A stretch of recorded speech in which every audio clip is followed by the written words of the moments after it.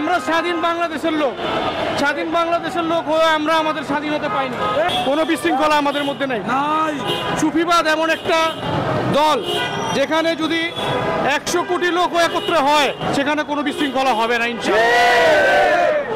আর অন্য যে সমস্ত দল আছে তাদের 50 জন হলে বিশৃঙ্খলা সৃষ্টি হয়ে যায়, কিন্তু আমাদের মধ্যে এই ধরনের কোনো বিশৃঙ্খলা হয়নি, পূর্বেও, বর্তমানেও হবে না, ভবিষ্যতেও হবে না।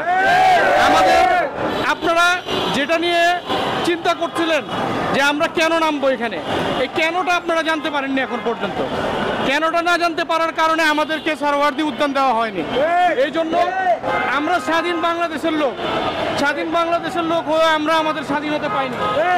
স্বাধীনতা পাইছেন, আমরা আমাদের দেশে থেকে আমরা আমাদের দেশের জায়গায় আমরা বসতে পারিনি। এর চেয়ে দুঃখজনক ব্যাপার আর কি হতে পারে?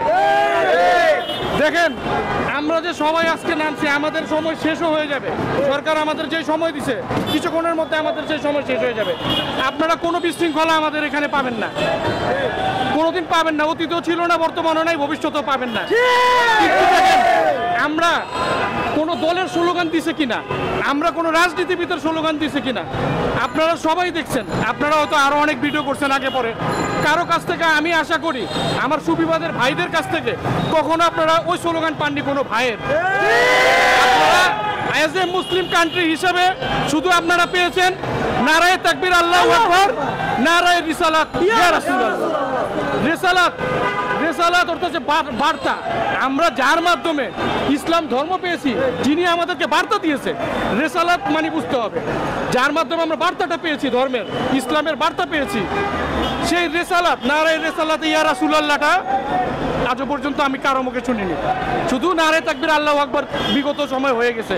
আর আমাদের যে স্লোগান ছিল এটা ছিল নারায়ে তাকবীর আল্লাহু আকবার, নারায়ে রিসালাত ইয়া রাসূলুল্লাহ। আমরা কি রাসূল ছাড়া, রাসূল যদি না থাকতো আমরা কি কেউ মুসলমান হতে পারতাম?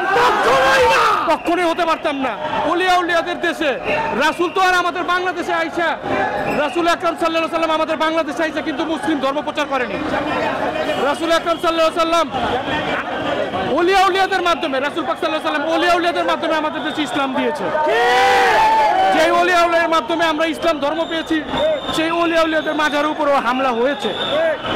এজন্য আমরা তাদেরকে দোষ দিই না। ওলিয়া উলিয়ারা সবসময় মাটির উপরে থেকেও তারা সহ্য করছে, মাটির নিচে গিয়েও তারা সহ্য করছে। তারা আল্লাহর চরিত্র, তাদের চরিত্র